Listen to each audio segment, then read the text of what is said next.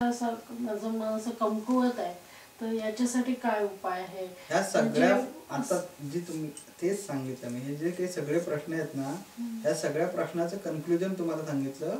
मन स्ट्रॉंग होण्यासाठी तुमचं शरीर स्ट्रॉंग आहे, बरोबर आहे. मला हा विषय सांगायला पाहिजे बहुतेक तुम्हाला, मला वाटतं तुम्हाला समजलं असेल. हे बघा, शरीर आता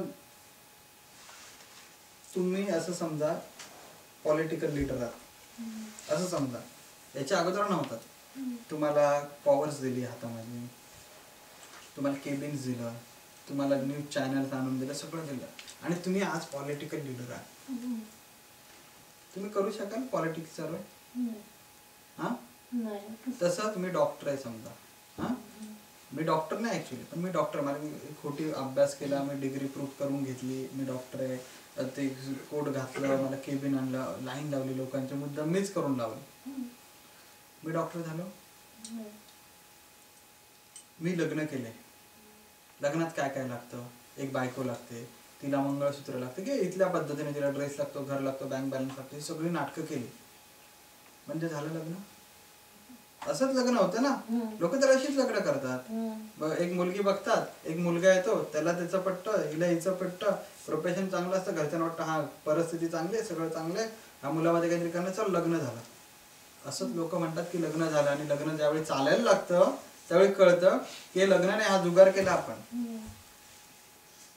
असा दोघांचा विश्वास एकमेकांशी पटतो. का पटतो? कारण माणूस हा प्राणी फक्त भौतिक गोष्टींवरती कृती करत चाललाय, आणि माणूस हा प्राणी नुसता माणूस नाही, तेच सांगितलं तुम्हाला, तो आत्मा आहे, त्याची ओरिजिनॅलिटी आत्मा आहे. जिथपर्यंत कोणतंही कार्य आत्म्यापर्यंत पोहोचत नाही तिथपर्यंत सर्व केलेली जी कामं आहेत ही फुकट आहेत, त्याच्यातून रिझल्ट काहीच नाही. आणि म्हणून लग्नाचा आम्ही थाट करतो, पण ते ऍक्च्युली लग्न नसतं, कारण ते आत्म्यापर्यंत पोहोचलेलं नसतं. आम्ही नोकरीचा थाट करतो, मी आय एम ए इंजिनियर. अरे इंजिनियर, तू डिग्री घेतली, तू सगळं शिकला, पण तू इंजिनियर नाही. जिथपर्यंत हिथून जाऊन तुझं स्ट्रक्चर चालत नाही, तू बोलता बोलता स्ट्रक्चर काढ. That is the ability of engineering. हे ज्यावेळी येईल ना, त्यावेळी ती ऊर्जा आत्म्यापर्यंत पोहोचते, आणि त्यावेळी ऍक्च्युली इंजिनिअरिंगचा एक अनुभव येतो. अनुभव ही अशी गोष्ट आहे की त्याच्यासाठी रियालिटी पर्यंत पोहोचलं पाहिजे. जेवणाचं एक काम करा, जेवण असं बनवूया का बघा, डाळ आणा, सगळं धान्य आणा, जवळ ठेवा, अगदी पातेल्यात घालून ठेवा, आणि त्याला खालून अग्नी पेटवून देऊ नका, जेवण होईल तयार. पण जेवण तर असंच होतं ना, त्याला भात लागतो, त्याला डाळ लागते, त्याला मसाला लागतो, त्याला तिखट लागतो, मीठ लागतं, यानेच तर जेवण बनतं ना, बनतं की नाही. पण अग्नी ही त्याची ऊर्जा येतो, त्याचा आत्मा आहे. हे ज्यावेळी प्रक्रिया होईल ना एक या सगळ्या गोष्टींमध्ये, त्यावेळी त्यातून जेवण होणार आहे. माणसाचं आयुष्य असंच आहे. माणूस लग्न असंच करतो, माणूस बिझनेस असंच करतो, माणूस प्रोफेशन असंच निवडतो, माणूस सगळ्या गोष्टी सकाळपासून उठल्यापासून असंच करतो. तो आतमध्ये जाऊ शकत नाही, कारण ते आतमध्ये जाण्याचं जे काही तंत्र आहे ना, ते बाहेर कुठंच सापडणार नाही. ते विचाराद्वारे नाही सापडणार ना, कोणाद्वारे, ते अनुभवाचं शास्त्र आहे. आमच्यासारखे लोक असतील तर तुम्हाला घेऊन जातील, ज्यांच्यामध्ये क्षमता आहे. बाकीचे गीता सांगतील, थोरव्या सांगतील, हे असं आहे, हा उपवास तसा आहे, ते तुम्ही असं करा, तसं करा, हे असं नाही. जो स्वतः तिथपर्यंत जाऊन पोहोचलाय तो तुम्हाला पोहोचवू शकतो तिथपर्यंत. आणि म्हणून मी सांगितलं की जे तुम्हाला सांगितलं त्यातून अनुभव येऊ शकतो, त्या रियालिटीचा. तो का अनुभव येणार आहे? अनुभव, ह्या दिव्याचा अनुभव कधी येईल, हा दिवा कधी लागेल, त्या दिव्यामध्ये तेल घाला, वात लावा, त्याला अग्नीने प्रज्वलित करा, त्याला हवा लागली नाही पाहिजे, ही सगळी ज्यावेळी प्रोसेस होईल त्यावेळी तो दिवा अनुभव देईल. तसंच लग्न अनुभव कधी देईल, लग्नाचा अनुभव कधी देईल, ती प्रोसेस सगळी पद्धतीने ज्यावेळी पूर्ण होईल. नुसता भौतिक साज केला की नाही, बायकोला हार केला, गंतन केली, साडी घेतली, बँक बॅलन्स दिला म्हणजे लग्न नाही झालं. त्या आत्म्याचं ज्यावेळी लग्न लागेल, आणि त्या प्रेमाचं ज्यावेळी एक एकत्रितपणा आहे, एकात्मता येईल त्या प्रेमामध्ये, त्यावेळी खऱ्या अर्थाने लग्न होतं. ह्या सगळ्या गोष्टींना एकात्मता करण्यासाठी तो फॉर्म्युला आहे जो आम्ही सांगितला 1108 वेळा शब्द सुरुवातीला, कारण म्हणूनच तुम्हाला त्यातून अनुभव येतो. प्रॉब्लेम का नाही होत सुटत? नोकरी केलेली, माझ्याकडे स्टेटस आहे, पण ते पुढे रणवलं का नाही होत? त्याला अग्नीच नाही लागलेलं आहे बाबा, कसं होणार? तू भौतिक फक्त अरेंजमेंट केलेली आहे की मी अमुक अमुक आहे म्हणून. म्हणून प्रत्येक माणसाला प्रत्येक लेवलला दुःख आहे, कारण तो डेप्थ मध्ये जात नाही. तो डेप्थ मध्ये जाण्यासाठी ही पहिली स्टेप आहे, शेवटची नाही. शेवटची तर बरीच लांब आहे.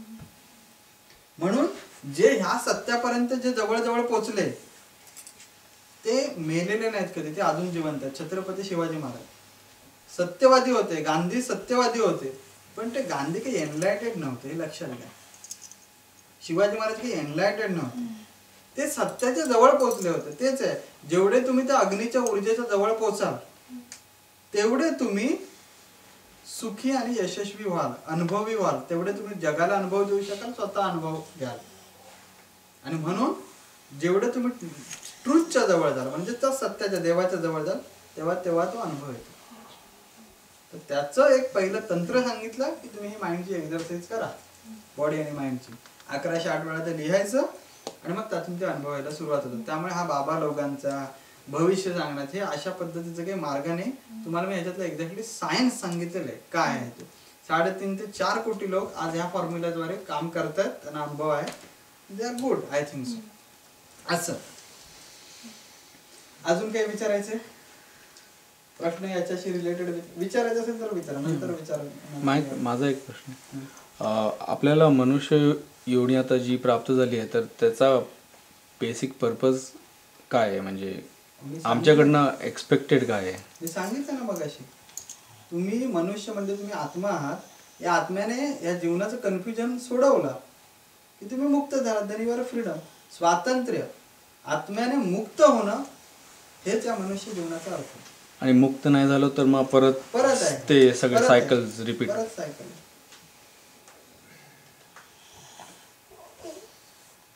डॉक्टर आपल्याला काही विचारायचं म्हणजे आपल्याकडून इकडूनही कोणी विचारलं तरी चालेल. मग नंतर ही बैठक संपली की मग नंतर मी नाही बोलू शकत, म्हणजे उत्तर नाही देऊ शकत. महाराज एक विनंती आहे, उद्या तुम्ही यांच्याकडे सत्संगाला येणार, आमचं घर जवळ आहे, तर माझी खूप इच्छा आहे की तुम्ही आमच्याकडे पण 5 मिनिटं यावं. मला त्याच्यावरतीच बोलायचंय. खूप इच्छा आहे तुम्ही यावं. बरं मग हे प्रवचनाचं तर थांबूया. काही शंका आहे कोणाला? नाही आहे ना? विचारायचंय तुम्हाला? आपल्याला विचारायचंय? नाही, थांबूया. ठीक आहे. 2 मिनिटं तुमच्या शरीराला आणि मनाला आपण, म्हणजे मी सांगितलं ना, आतमध्ये घेऊन जातो तुम्हाला. आणि आतमध्ये गेल्यावरती कसं ब्लिसफुल वाटतं त्याचा एक अनुभव घेऊया आपण.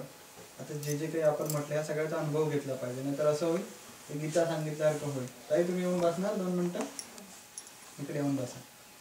तर हा अनुभव घेऊया आपण की शब्दामध्ये कशी ताकद असते. बस ज्यावेळी ते विशेष म्हणजे मी सांगितलं किंवा आम्ही सांगतो ज्यावेळी, त्याच्यात ताकद असते. ती ताकद अजमावा तुम्ही, अनुभव घेऊन ती अजमावा ताकद. ती ताकद अनुभवलंच की तुम्हाला लक्षात येईल की हां, मला जीवनात हेच पाहिजे. प्रत्येक गोष्टीमध्ये, मग लग्नामध्ये, रिलेशनशिपमध्ये, पैसा असेल तरी, फॅमिली असेल तरी, स्टेटस असले तरी, जे काही जगताय त्याच्यामध्ये जे तुम्हाला जे हवं असतं ते मी तुम्हाला दाखवतो की काय हवं असतं. तर ते आपण एक शब्दच आहे, तुम्ही गातो, माझ्या मागून तुम्ही म्हणा, तुम्ही गा. पण मी जसं गाईन तसं तुम्ही मात्र गायला पाहिजे. ठीक आहे?